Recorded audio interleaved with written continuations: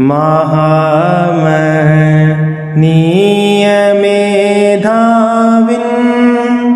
त्वदीयं स्वागतं कुर्मः। महामनीयमेधाविन्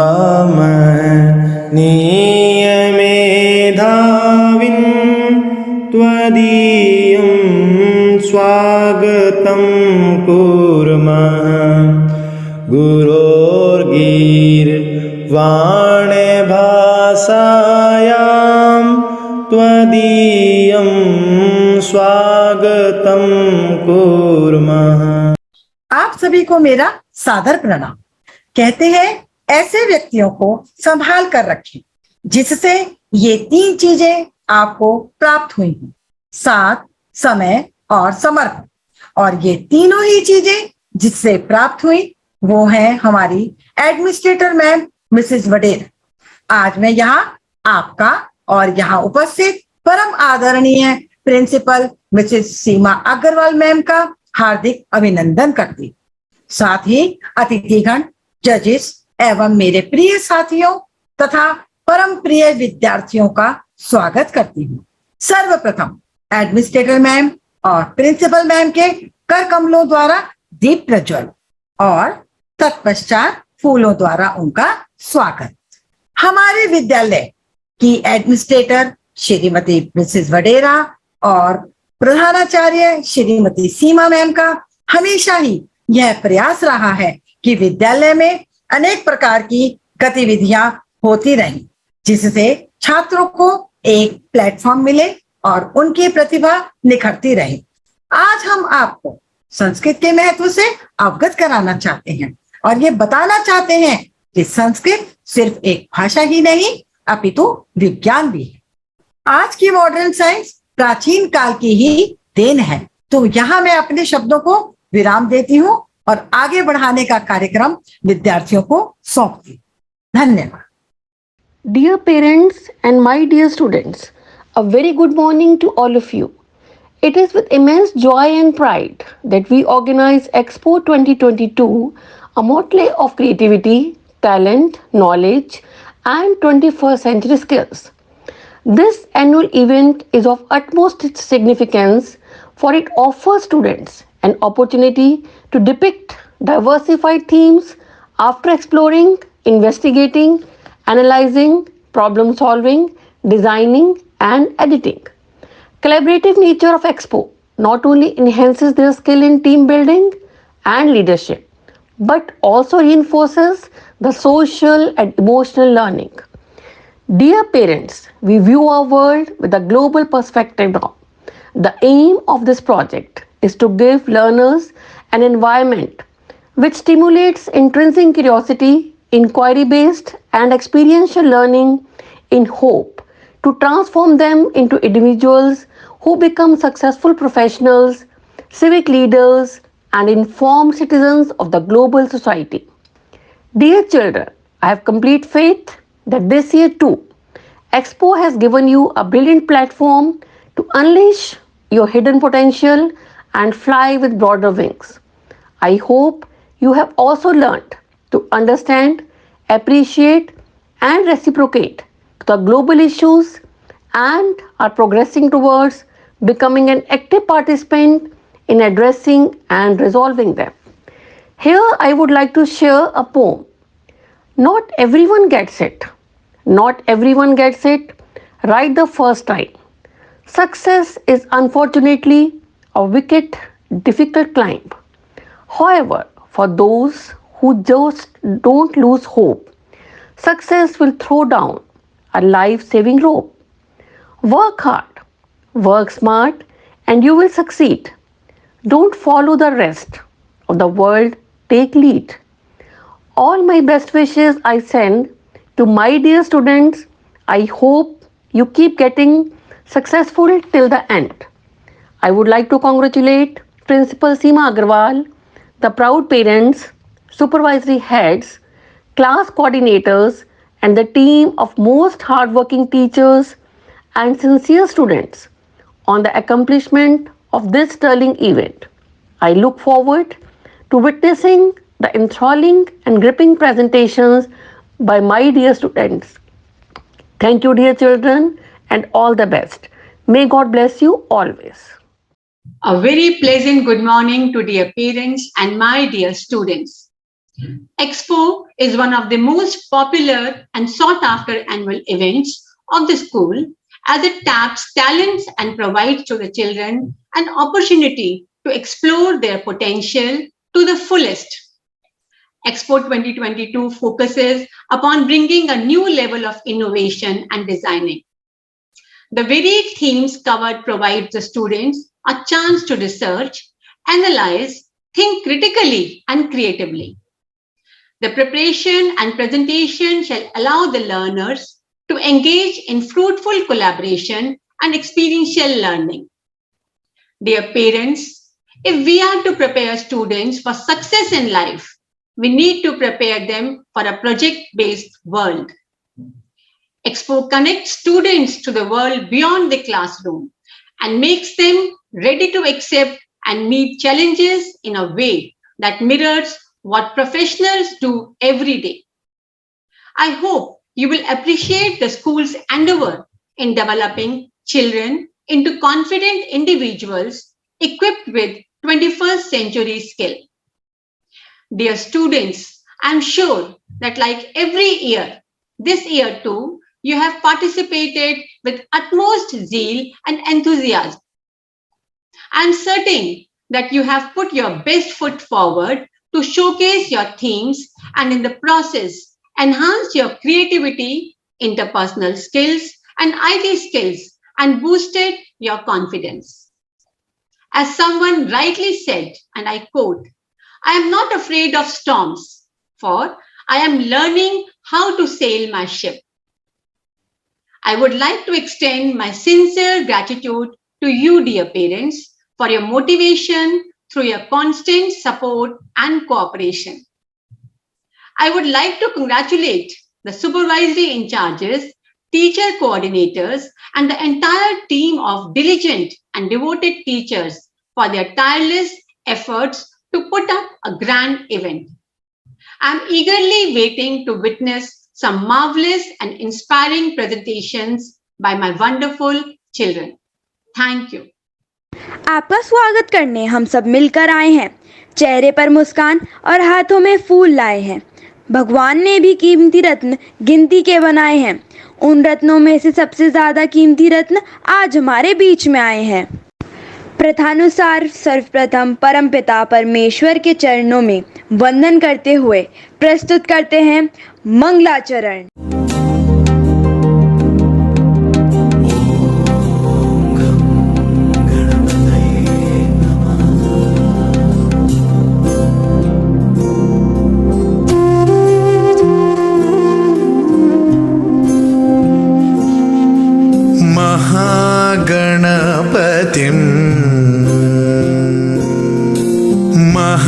महागणपतिं मनसा स्मरामि।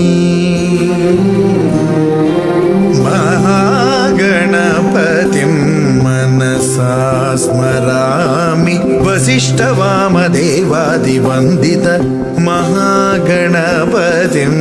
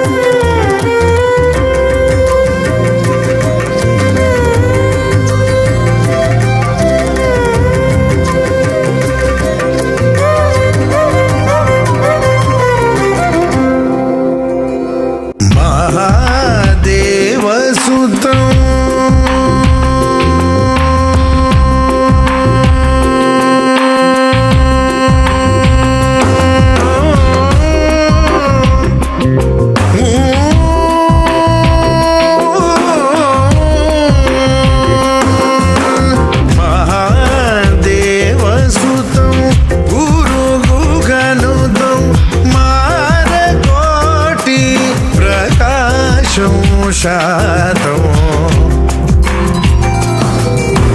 महाकाव्यनाटकादिप्रियम्। बहुत सुंदर प्रस्तुति अभी आपने देखी। मृतं संस्कृतं मित्रं सरसं सरलं वचः एकतामूलकं राष्ट्रे ज्ञान विज्ञान पोषकम्। अर्थात हमारी संस्कृत भाषा सरस भी है, सरल भी है। संस्कृत अपने विचारों साहित्य के माध्यम से ज्ञान विज्ञान और राष्ट्रीय एकता का पोषण करती है। ऋग्वेद काल से लेकर आज तक संस्कृत भाषा के माध्यम से सभी प्रकार के वाग्मय का निर्माण होता आ रहा है। हिमालय से लेकर कन्याकुमारी तक संस्कृत भाषा का किसी न किसी रूप में अध्ययन अध्यापन अब तक होता आ रहा है। भारतीय संस्कृति और विचारधारा का माध्यम होकर यह भाषा अनेक दृष्टियों से धर्मनिरपेक्ष है। इस भाषा में साहित्यिक, आध्यात्मिक, दार्शनिक, वैज्ञानिक और मानविकी आदि प्राय समस्त प्रकार के मामले की रचना है। संस्कृत विश्व की सबसे पुरानी पुस्तक वेद की भाषा है, इसलिए इसे विश्व की प्रथम भाषा मानने में कहीं संशय की संभावना नहीं है। संस्कृत विश्व की इकलौती ऐसी भाषा है जो पूरी तरह से शुद्ध है। इस भाषा को जीवंत भाषा भी कहा जाता है, क्योंकि यह जब से निर्मित हुई है इसकी महत्वता तब से ज्यों की त्यों बनी हुई है। इस भाषा को कई भारतीय भाषाओं की जननी भी कहा जाता है। संस्कृत विश्व की इकलौती ऐसी भाषा है जो पूरी तरह से शुद्ध है। इस भाषा को जीवंत भाषा भी कहा जाता है, क्योंकि जब से यह निर्मित हुई है तब से इसकी महत्वता त्यों की ज्यों बनी हुई है। इस भाषा से कई भारतीय भाषाओं का उद्गम भी हुआ है, इसलिए ये भारतीय भाषाओं की जननी भी कहलाती है। इस भाषा का प्रभाव किस किस क्षेत्र में किस प्रकार से हम सब प्राप्त करते आ रहे हैं, आज आपको भली भांति अवगत कराने का हमारा प्रयास है। कहते हैं संस्कृत का स्पीच थेरेपी में भी प्रयोग होता है। देखते हैं कैसे।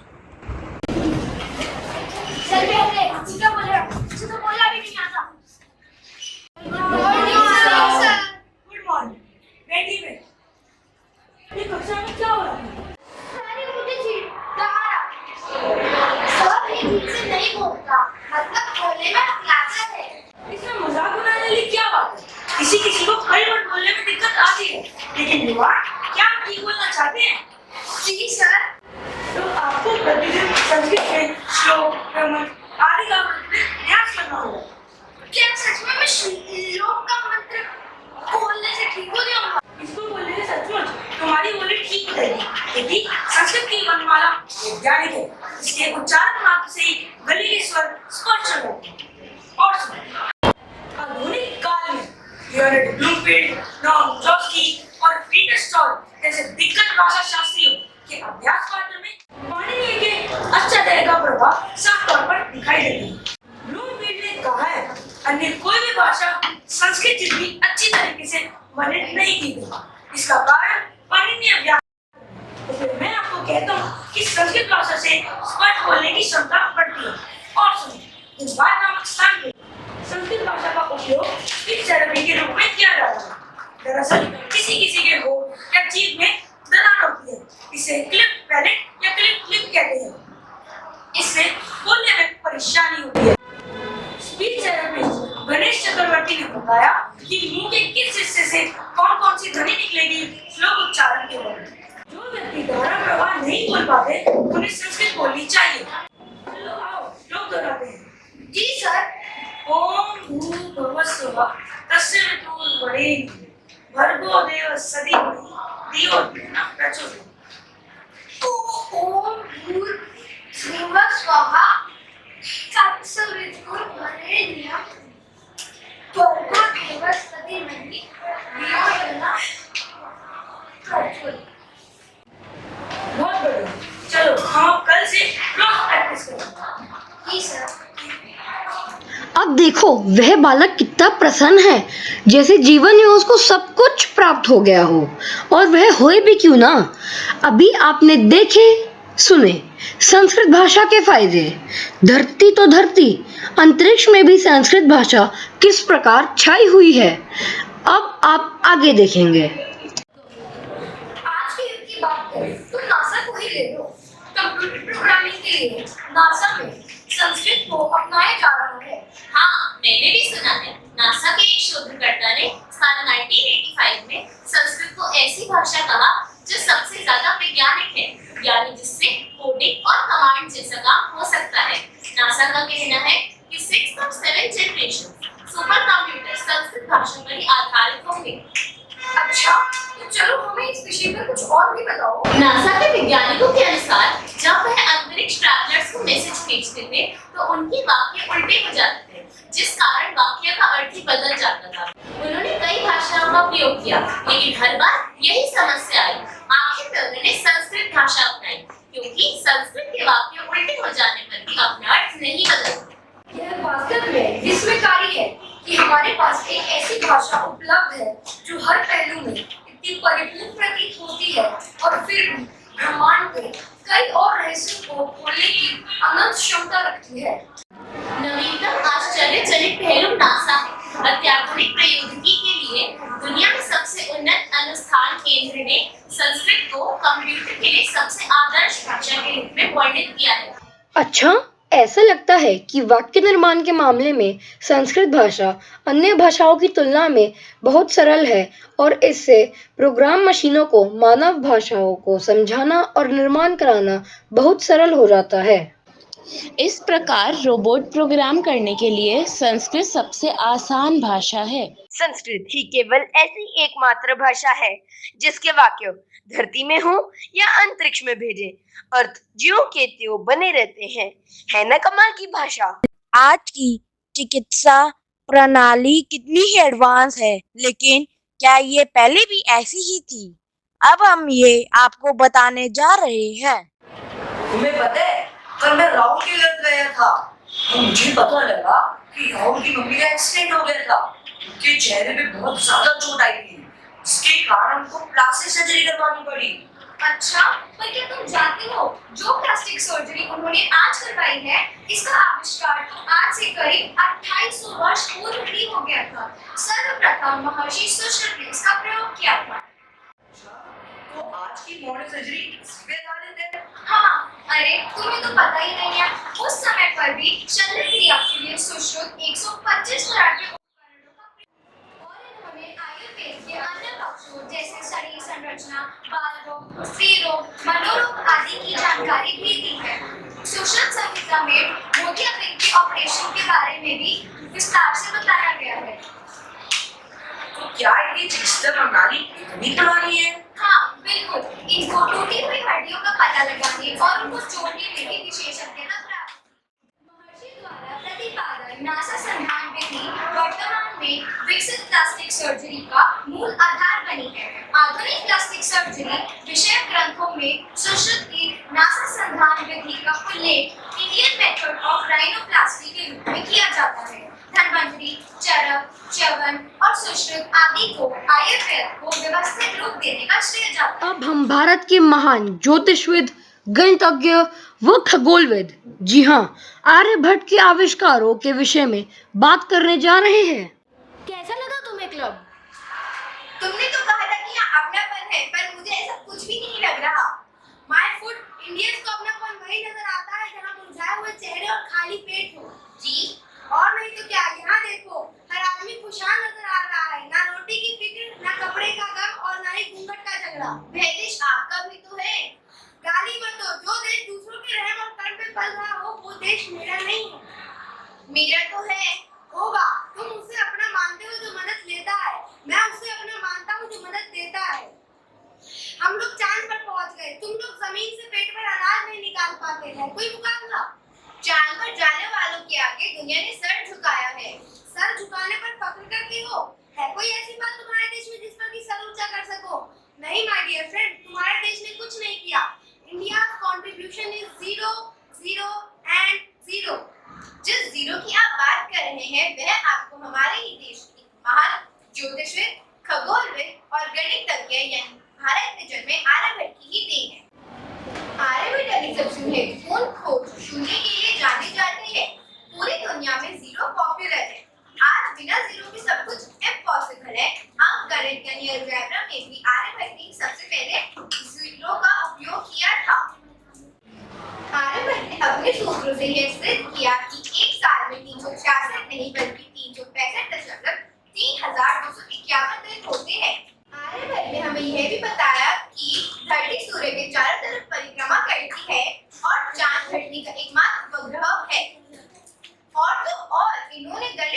उसके अंदर साइन और कोसाइन, पाई, दशगिकी, दशमलव और भी 100 से ज्यादा खोजें की हैं। 5वीं शताब्दी में आर्यभट्ट द्वारा अंक संख्याओं का आविष्कार हुआ। अंक संख्याओं को छोटे भागों में व्यक्त करने के लिए दशमलव प्रणाली प्रयोग में आई। अरे वाह, आज तो मुझे आर्यभट्ट के इस विषय में बहुत कुछ पता चला। मैंने सब देखा, सुना और मुझे लगता है समझा। हमें नए आविष्कार करने के संस्कृत भाषा से जुड़े रहना होगा, क्योंकि संस्कृत दुनिया की सबसे पुरानी भाषाओं में से एक है। संस्कृत केवल एकमात्र भाषा नहीं है, अपितु संस्कृत एक विचार है, एक संस्कृति है, एक संस्कार है। संस्कृत में विश्व का कल्याण है, शांति है, सहयोग है, वसुधैव कुटुंबकम की भावना है। मैं आपको ये जानकारी दे दूं कि यूनेस्को ने भी मानवता की अमूल्य सांस्कृतिक विरासत की अपनी सूची में संस्कृत वैदिक जाप को जोड़ने का निर्णय लिया है। यूनेस्को का मानना है कि संस्कृत भाषा के जाप से मानव के मन, शरीर एवं आत्मा पर गहरा प्रभाव पड़ता है। क्या ये हमारा दुर्भाग्य नहीं है कि हमें अपनी संपन्नता और समृद्धता नजर ही नहीं आती, या फिर हमारी स्थिति ही उसी हिरण के समान है जो कस्तूरी नाभि में होते हुए भी उसे अज्ञानतावश उसकी सुगंध को खोजते हुए भटकता रहता है। हमें गर्व है कि हम ऐसी संस्था से जुड़े हुए हैं जो संस्कृत भाषा की महत्व को समझता है। मुझे गर्व है अपने देश पर, जिसने हमें ऐसे अमूल्य रत्न दिए जो ज्ञान का सागर है। जब जीरो दिया मेरे भारत ने, भारत ने मेरे भारत ने, दुनिया को तब गिनती आई। तारों की भाषा भारत ने दुनिया को पहले सिखलाई। देता न दशमलव भारत तो यूं चांद पे जाना मुश्किल था।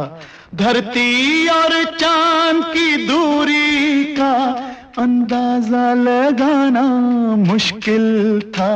सभ्यता जहां पहले आई, सभ्यता जहां पहले आई, पहले जन्मी है जहां पे कला।